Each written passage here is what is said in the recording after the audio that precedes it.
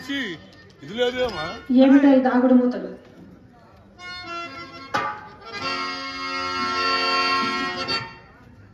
ఈ పూట పూర్తిగా ముస్తాబైనావు, ఏమిటో కథ? ఏమీ లేదండి, కొత్త బేరం అక్కడ తగిలితేను ముస్తాబై కూర్చున్నాను తెలిసేదా? వచ్చిందా కోపము? ఎంత ముక్కు పట్టని వచ్చేమోలే. అవునవును, ఎవరి మాటకు వారికి ఇంపుగానుండదు. ఈ పూట ఎవరో తప్పక పైక మిత్రుని నమ్మకంగా చెప్పి వెళ్ళిపోయినందున మా అమ్మగారి నోరు కట్టవచ్చును కదా అని మహా సంతోషంతో ముస్తాబై కూర్చుందుకు తగిన ఫలం అండి. అదేమిటో తానే ప్రాణమన్న ఆడవాడిని మీ మగవారు ఎప్పుడు నమ్మారు? ఏ చండాలుడు, నిన్ను నమ్మని వాడు నిర్మూలమైపోవు. హాస్యమున కన్న మాటలకు అంత అలుక ఎందులకు? హాస్యములకు కూడా అర్థుండవండి, వడలు మండాస్యమా? సరే, పొరపాటే కాని మరి సుబ్బిశెట్టి ఎందులకు వచ్చినట్టు?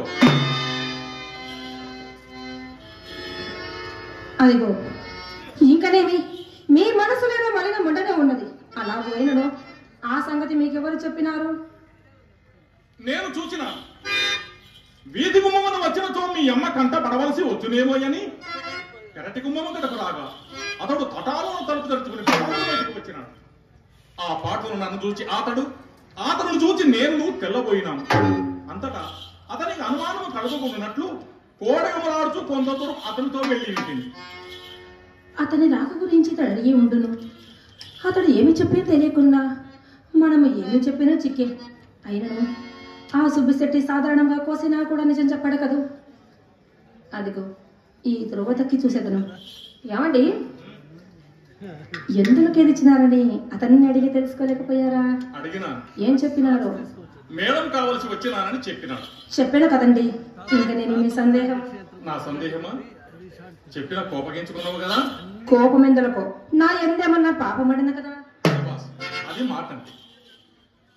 మరి మేడము కావలసి వచ్చిన వాడు విచ్చలవిడిగా వీధికి మొన్న పోక బెదరుచు పెరటి గుమ్మమున ఏలో పోవలసి వచ్చనాయని సందేహం. అదిగో అది అప్పుడే ముఖం చిట్టించుతున్నావు, వచ్చుతున్నది కోపం. అలా పోయినడు ఆ సంగతి కూడా అతన్ని అడిగి తెలుసుకోలేకపోయారా?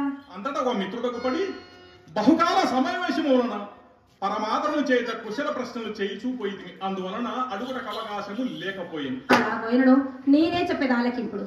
మేడం గురించి మాట్లాడకై మా అమ్మ అతన్ని మేడమే తీసుకొని వచ్చినది. ఏమండి, మా ఇంటికి వచ్చిన వారిని మర్యాద చేయడం మా ధర్మము కదండి. కూర్చోమని కుర్చీ వేసి తాంబూలం ఇవ్వగా వచ్చిన పని వదిలిపెట్టి అధిక ప్రసంగం మొదలు పెట్టను. ఏమన్నాడు? అంతటా నాకు కోపం వచ్చి చప్పున మేడ దిగి వచ్చి నా పని గమనించిన మాయమ్మ తోటకుడికి విషయం తీసుకెళ్లి అతని దొడ్డి దావన సాగనంపిండిది. జరిగిన యథార్థమిదండి, మీరు నమ్ముడు నమ్మకపోండు.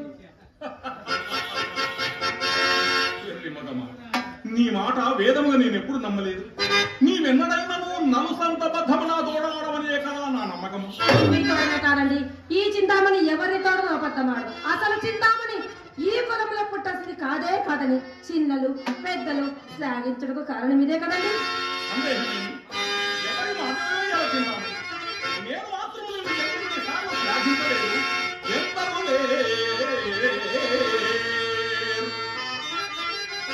ఎందరు వారవనదే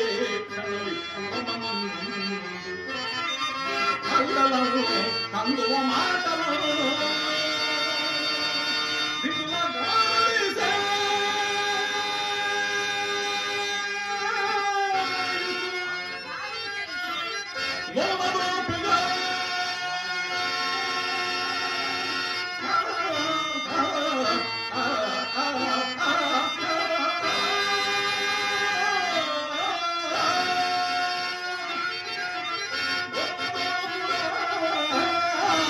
వందలు